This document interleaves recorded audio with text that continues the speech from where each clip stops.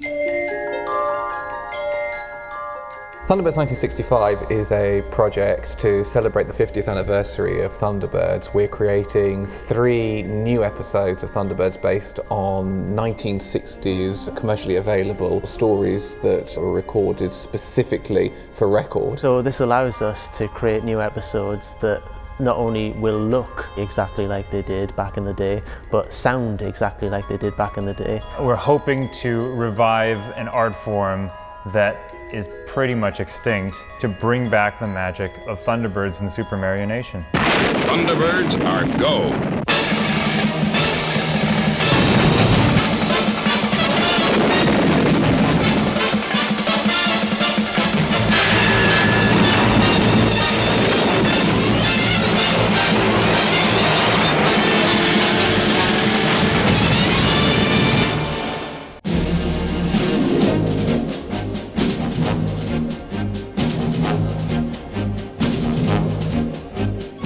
Thunderbirds is a 60s view of the future and of America by people who had never been to either.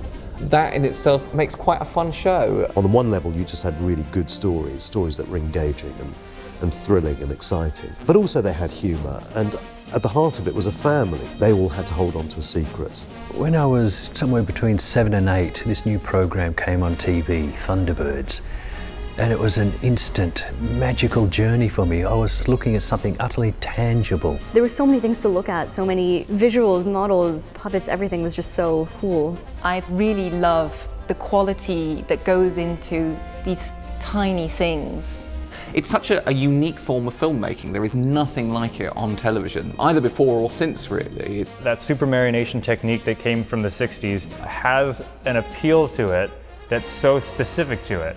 There is a charm to it that doesn't exist in any other medium. The way it was shot was epic. It was filmic. There's something about models and puppets brought together with dynamic editing and this big over-the-top music that really sells what you're watching on screen.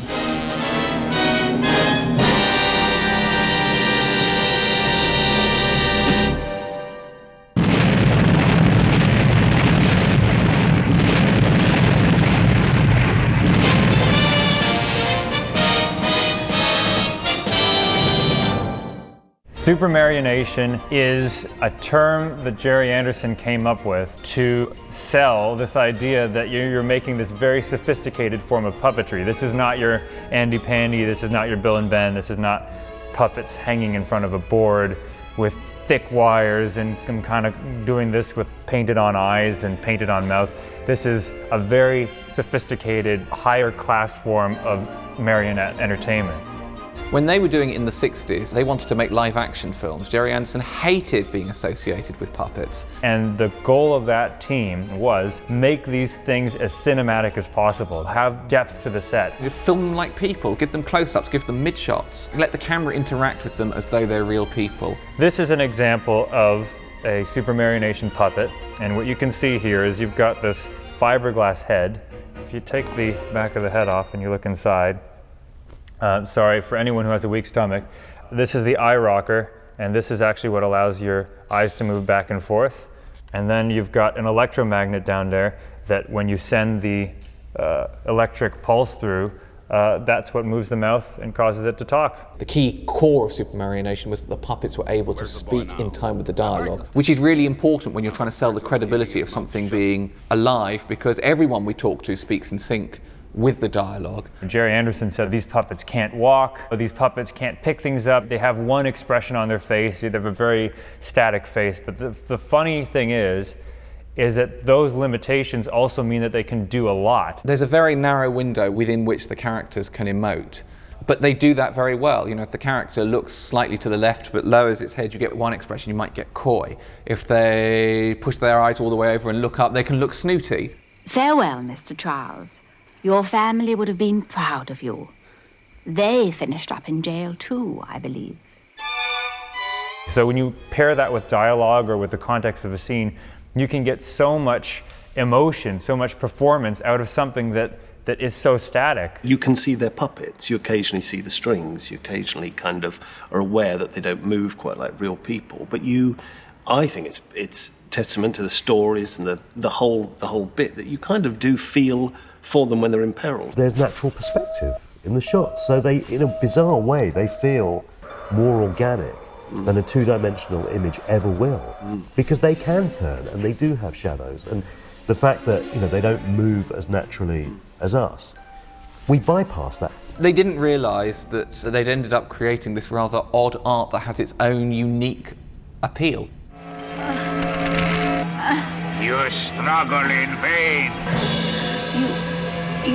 You're wasting your time.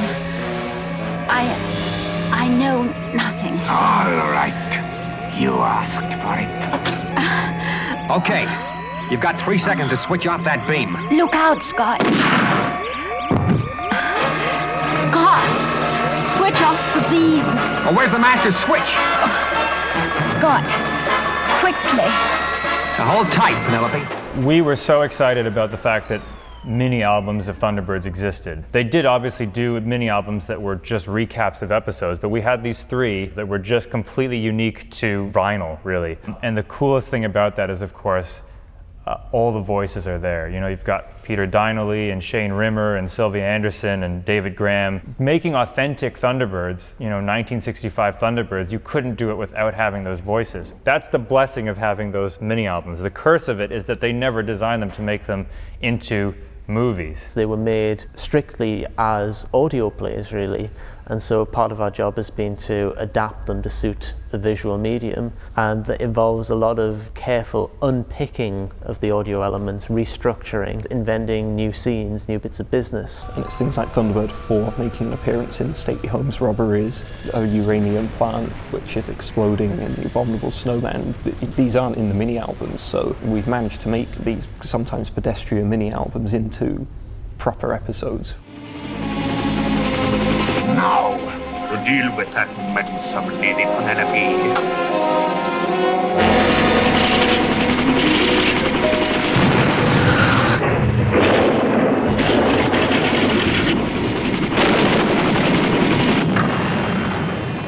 It takes a lot of patience to make a superanimation puppet, especially because we are doing recreation, so the puppets have to look as right as they possibly can. It takes sometimes weeks for a character to go from start to finish. There's so many processes involved. You start off with a plasticine head, cast it then in silicone rubber, then you make a fiberglass cast of that. You put the workings in, the eyes and the solenoid or electromagnet in this case for the mouth to make the mouth move.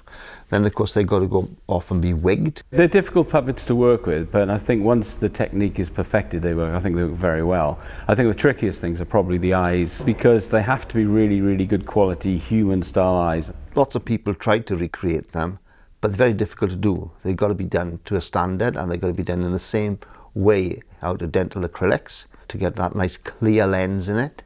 Just like with people, they're the window to the soul, as they say, so they need depth to them. If they're just painted on or glazed over, or if they have this kind of cloud about them, you don't really get that connection. When you put a camera on this character, you can actually feel depth to the character because of the eyes.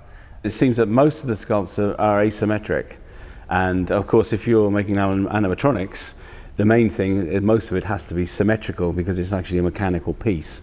The lip mechanism, for example, works with a magnet, and if the magnet is not exactly, and I mean exactly, where it has to be, the mouth won't move, or it will stay open, or you will hear a clack, but the mouth won't do it. So obviously fitting a mechanically made thing into an organic sculpt, which has got character, is always a problem. So you don't find this until you finally come to assemble a puppet and find that his mouth is over at an angle, his eyes are not quite in line.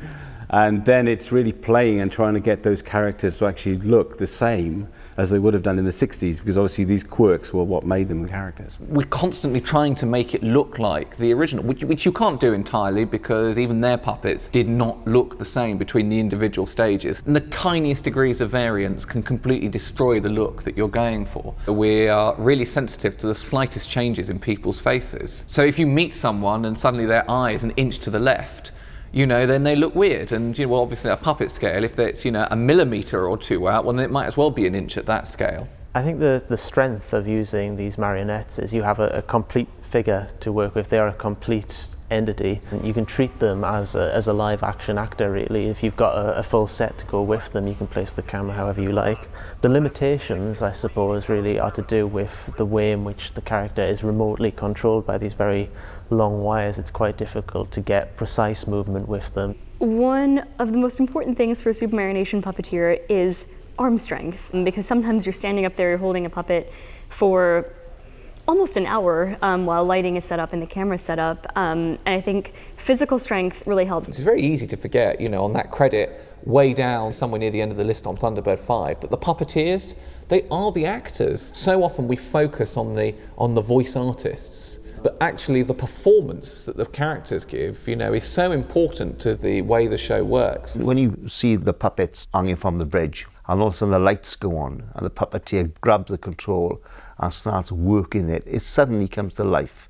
They say the soul of the puppet is in the puppeteer's hand. You do a lot of very subtle movements that translate into bigger movements on camera, so you have to be almost like a dancer in terms of your muscle control. There's an element of spontaneity and playfulness. It's a lot like theater. You get up here, you have the puppet in your hand, and so many factors could determine whether or not the performance is what you want it to be. There's an element that you can control it, and even the most skilled puppeteer, you know, can get the puppet to a certain place, and then after that, at the end of these long 6-foot wires, then it's sort of luck. But because there's just so much to do, it really does become quite chaotic at times because the puppets are notoriously difficult to work with. You sometimes need 3 or 4 people just to get one character to perform a single action. There'll be the operator who's at the top of the bridge, then you might have a floor puppeteer. A floor puppeteer needs to be on hand to hold a puppet still, to turn a puppet, to lift a hand, to fill in the gaps that the operator on strings can't do. 3, 2, 1, drop. Your back's sort of twisted, your hands like this, you're facing the polystyrene snow, you're facing the dirt, you're facing the sand. You look amazing.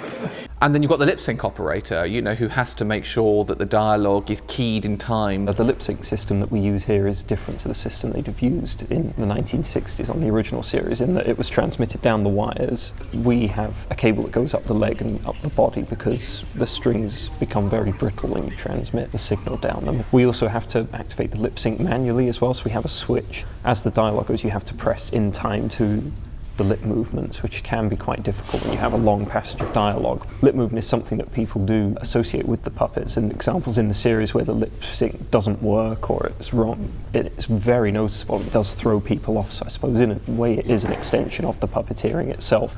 The wonderful unpredictability of life, for me, is contained in getting a message saying, how would you like a puppet recreated in your likeness? And you kind of go, of all the things, of all the sentences I was ever expecting in my life, that really is one of the most unusual.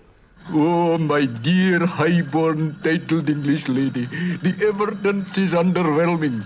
Clues abound in every crook and nanny. I was quite comfortable with the idea of it being very much a period piece and of its time. Now we would do things differently, but, you know, we would do a billion things differently. The sense of this project was to kind of be as authentic as possible. So for me, retaining the voices was kind of important, and because they pre-exist. Dear friend, we must part. Our destination has arrived. There is the skicopter and the guide to transport you. Years ago, they had done Cliff Richard and his group as specific little portraits. But I thought, well, if I was back in the 60s, what would I be doing? So I got photographs and things in the same way that they might. And just started sort of sculpting. And I literally sit there, you know, at a table, on a turntable, and sculpt away. I didn't draw it beforehand. I just thought, well, I'm just going to sit here and just see how it goes.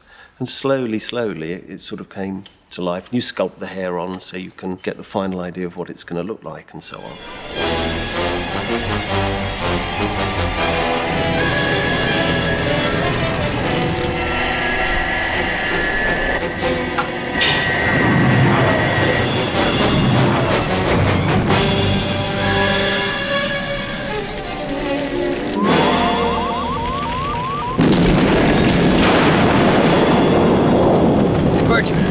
Virgil, you gotta hurry up. Even with something so simple like this, when it goes wrong, it can really go wrong. And after all of this time and preparation, and you're finally ready to go for a shot, the puppets are in place, the set's perfect, maybe even the explosives are set up and ready to go. You call action and then suddenly... This tungsten wire that we're using is incredibly fine. Either they loop or the weight is too much for it suddenly and they break, so the puppet slumps, and we end up having to redo the entire scene all over again after we've restrung them. We have certain characters that we really like, and we have certain characters that they were always so frustrating and they didn't want to work. You know, the Hood was as villainous for us in person as he is in the episode. What do you mean? We had this very tricky shot where you had a human hand in the foreground and Steven, the director, was playing Scott Tracy holding the gun up, and then you had the Hood in the background, full body, and we were rehearsing this over and over because he had to spin around with a gun. There was a lot of pressure because the Hood was on set and there'd been a lot of problems trying to get the Hood to look right in the first place. And then we turned over, and the camera was running, and Steven's hand came up. Okay, you've got 3 seconds to switch off that beam. And sometimes we lose hours, sometimes we lose half a day trying to fix these things. When you watch them, you think, oh, that won't take long, that's easy to do. But everything is difficult. Nothing is what it seems. I wish we had sound on the rushes, because when we actually get a take right, there's cheers, because the frustration of getting it right is so great that when it does actually work, everyone is overjoyed. All right, next shot. Nice. Well done, everyone.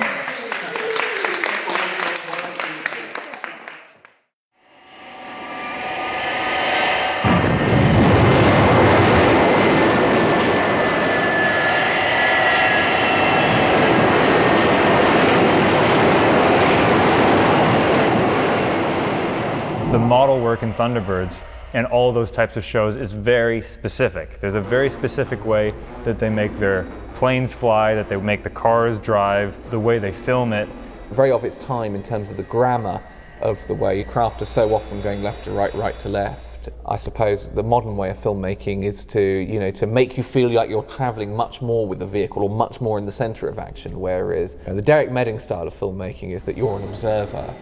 And if you go back and look at Thunderbirds, they would make their models filthy. But it's a technique that I think Derek Medding in the 60s perfected, and they had this great sort of eye for making things look realistic. It's a key to the film of models. When does Thunderbird 4 look the best? When it's just absolutely filthy. It looks like it's actually gone out on mission. So our models, we would dirty them down and put them on camera, and quite often it was a building or a vehicle or whatever, we'd look at it and go, oh, it's not dirty enough. So when you actually see a model in real life under normal light, it looks very, very worn in and dirty. And in front of a camera, by the time you've lit it, you lose about 70% of the dirtying down. So it's a skill to actually look through a camera and try to make a judgment as to the amount of breaking down of the model. So if, for instance, you're putting on something on camera that has to appear brand new, you still have to dirty it down. And if it looks right on the camera, then that's what it has to be, even though you pick the model up and it looks like a piece of rubbish. As long as it looks good on camera, it can be very flimsy, only detailed on one side. The long-term appeal of Thunderbirds, I think, is in the fact it's not about realism. We're not kidding ourselves or kidding anybody. We know when you look at these effect shots, no one's going to think this is real life. It's never going to look like, reality. It's about inanimate objects coming to life and behaving sort of as though they were real. When Thunderbird 2 flies, it's got to look really heavy. Not for 1 second do you buy the fact that it's anything other than model. You're not looking at it going, oh my God, it looks real. That's what they were aiming for. I think that's really important, that their special effects, they wanted them to hit realism, but they didn't. At that point, they weren't able to. And so they ended up with this world, by luck really, in which the puppets and the models inhabit the same artificial universe. And so its toys come to life. But really good toys come to life, not the sort of toys that you can own when you're a kid, but the sort of toys that maybe you aspire to own later on, the sort of toys that we're now surrounded with here. So we've been really challenged and pushed on our locations across the 3 episodes. We have scenes set at an exploding refinery, we've got scenes in the Tower of London, stately home in the home counties. We've got Tracy Island, including bits you've never seen, a multitude of ice caves. You've got to really think on your feet with this sort of stuff.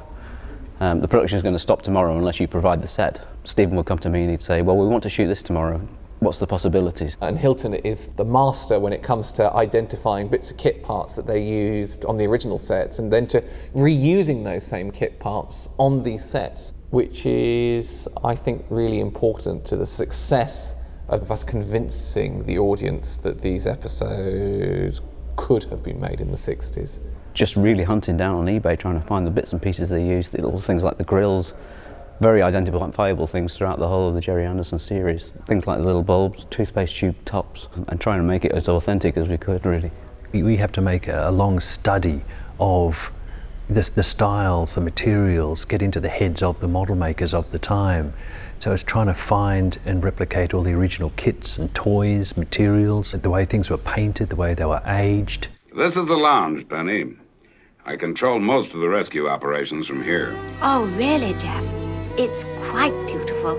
Where we're matching something, say the Tracy Lounge, we've had to go back to original episodes as plans for these sets don't exist anymore and really study and work out what the measurements were to make sure they're in correct proportion with the puppets. This room is a room that any fan is intimately familiar with. It might as well be a room that you grew up in.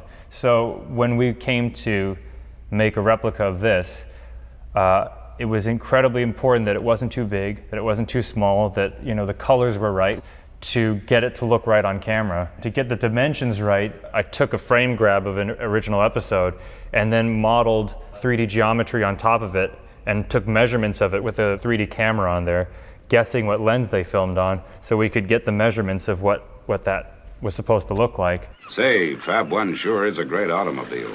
We like it, don't we, Parker? Yes, belady. We had to recreate Fab 1, which I think is probably one of the most difficult puppet-sized props they even had on the original series.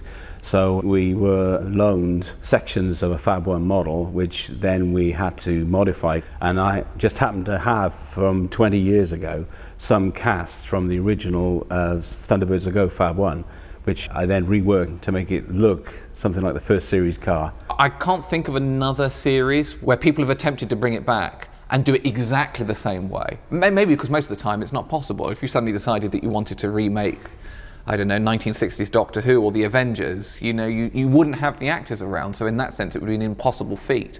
For us, with these recordings, with the fact that our stars are made of fiberglass, whether they be puppet or vehicle, that's something we can do. If we were producing a new marionette series, I think it would be a lot easier than what we're trying to do now, which is to make an exact recreation of something that was made 5 decades ago. Because if the slightest thing is off, suddenly everything is thrown. You're suddenly not in the 60s. But there are all sorts of things that are part of recreation that you can't really put your finger on. You look at a shot, and it either looks like Thunderbirds, or it doesn't look like Thunderbirds, or maybe it sort of looks like Thunderbirds, which is the worst sort of shot, because you've got to go, oh, well, what's the thing that's letting it down? Is it the lighting? Is it the puppet's face? Getting it as close to what it was is very important. So I think there is that added pressure, perhaps unlike if we were making something different, in that we'd think, this is what we want, but is it what they would have done? And it has to be the way they would have done. Particularly building something that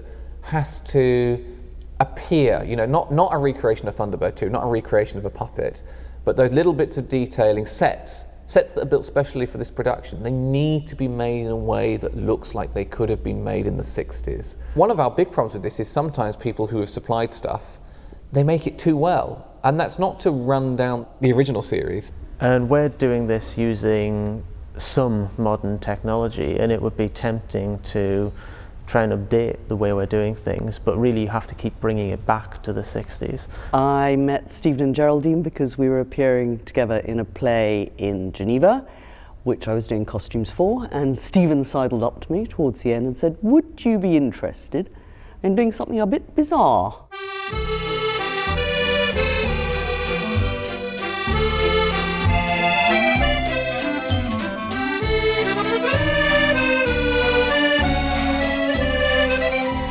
Our costume lady Liz was thrown in the deep side of the pool when we told her, okay, now you've got so many weeks, we want so many costumes, they have to be teeny tiny, they have to fit perfectly, they have to have the right pattern, and we want them 60s. get to it now. And she managed great. So we got so many costumes from her. They all look fantastic. The attention to detail is always really good. To research it, I was more looking at costumes for the 60s than the actual Thunderbirds costumes. And in fact, looking at the Thunderbird costumes, you can see that they got very excited by all these new futuristic fabrics like polyester, which is why so many of the costumes are very rigid on the original Thunderbird marionettes, because polyester just has very little give. What works really well is anything that's a tad on the stretch side. So, for example, this has some elasticity to it. It's not easy to find details and patterns that work for puppets, because anything, this for example, these stripes would look massive and the puppet would look, well, puppet-sized. And we did find some, like Jeff's flamingo shirt, which is just gorgeous and it's perfect for Jeff. And you think, what would anyone in the real world want to use quarter centimetre high flamingos on a bit of fabric for? It's very bizarre, can't work that one out at all. You can tell Jeff's costumes, there's something a bit kind of odd about them. He's got a bit of a peacock in him. Which again was a very 60s thing. I mean, there was this thing called the Peacock Revolution. Bring the luggage, will you, Parker? Yes, milady. I'll have to make several trips. You've brought a lot of gear. Parker, when one's visiting, one tries to look one's best. To be honest, I don't like Lady Penelope. I really don't. She's stupid, unnatural size, and you continually have to keep saying to yourself, she's not Barbie, she's not Barbie, she's not Barbie. But she's shaped like Barbie. Again, I was quite happy when I could make her into slightly formal, more masculine clothes, if you like. And action. Well,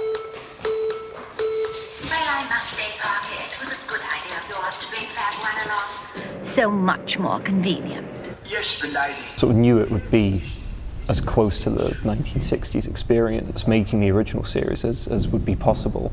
But it just completely surpassed my expectations. Probably one of the strangest parts of this was bring back people who'd worked on the original series, specifically David Elliott to direct, and Mary Turner, who came into puppeteer for a couple of days. Action.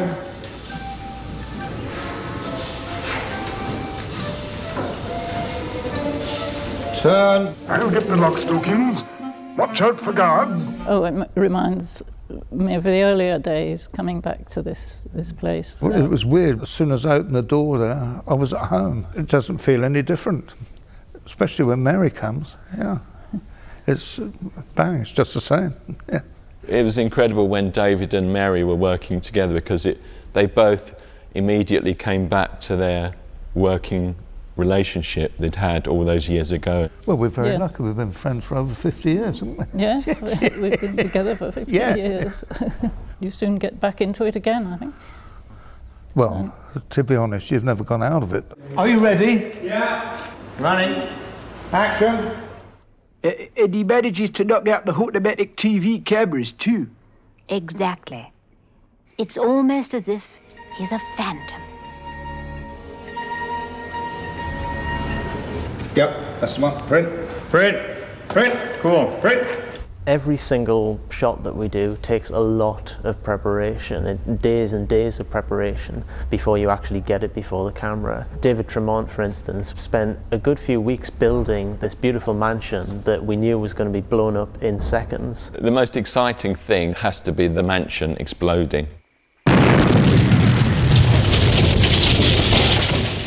The initial stages is sitting down with the directors, designers, whomever, and getting out of their head what they see, what they imagine it to be, what sort of explosion, how big we can make the model. It has to be built specifically so that it destructs in a certain way. You don't want the model to just kind of go like that. You want bits of it flying off. You want debris flying towards the camera. You know, that's a huge staple of Thunderbird's explosions, little things flying away towards the camera. You've got to build it extremely fragile. There's a lot more technology, as it were, goes into making something to come apart. And when we put the trees in, it looked fantastic. And people, when we mentioned, hey, look at this, isn't it beautiful, would be appalled when we said, it's going to be blown up, it's not going to exist next week. I get this a lot. I've built many pyro models over the years, and that first reaction is always, oh, you don't want to see your model destroyed. But no, completely opposite to that. A pyro model is purpose-built to be destroyed. That's the whole challenge of the project. When we're trying to recreate the kinds of explosions that Derek Meddings and his team produced for the original Thunderbirds, again, there's a very specific look to them, often because they were using quite dangerous things. Numerous chemicals they were using were carcinogenic, which we can't use now, but those chemicals produce very specific sort of looks.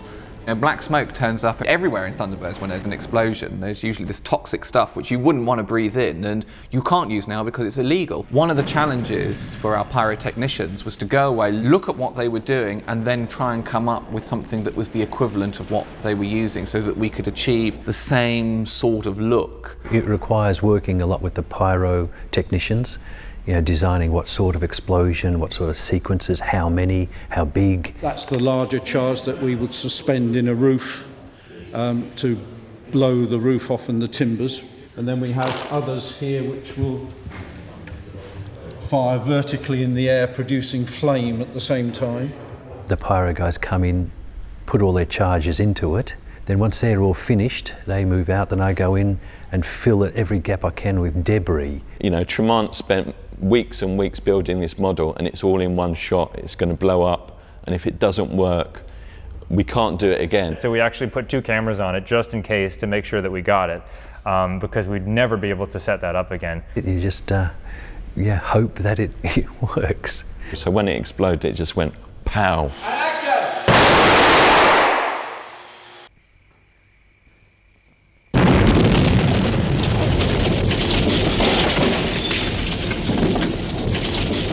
If you were to come into the studio and watch us shooting the special effects, to be honest, it all looks a bit rinky-dink. When we set off an explosion, it's not a huge fireball, and it's gone. And that's why shooting at high speed is very important. You're shooting at a higher frame rate than normal film. Normal film runs at 24 frames per second, so in 1 second, you get 24 separate images that are taken by the camera. High-speed photography, you could be doing, for our explosion shots, we did 120 frames per second. So it's a lot of pictures in that 1 second, and then you play that back at 24 frames per second, and everything happens really slowly. Tiny little becomes...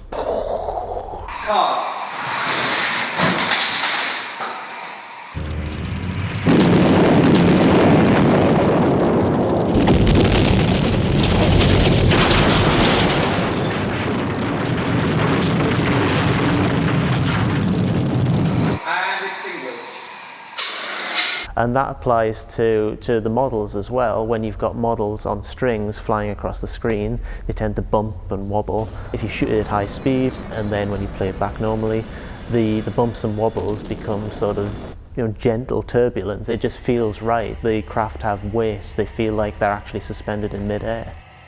I think the original AP Films crew definitely formed a family, particularly in the earlier days, running up to and including Thunderbirds. Supermarionation is such a silly form of filmmaking. As great as it looks on screen, the actual day-to-day process of it, the reality is so silly, it would be very difficult, I think, not to form some sort of camaraderie with the team around you. And to all work together to make this has been a very, very special experience. I think this type of filmmaking with puppets, visual effects, has definitely got a future. It's quite telling that every time Thunderbirds has made a comeback to different generations of children, each generation has taken to it so much. Doing something using these almost extinct Supermarionation techniques isn't just a matter of nostalgia. It can't be. There are a lot of fans on our crew, but there are a lot of professionals who don't have a particular childhood fondness for the series, and they're all able to see the appeal. I think it's got a huge future, because I think it's a physical art. Absolutely, all the traditional arts should be retained, should be passed on, should be taught to the next generation of special effects artists. To be embracing what they were doing 50 years ago has been very, very important, because we are the sort of last generation to be doing this. And this is a real old school filmmaking course. So I'd like to think that this isn't the end, that there's more to come from this.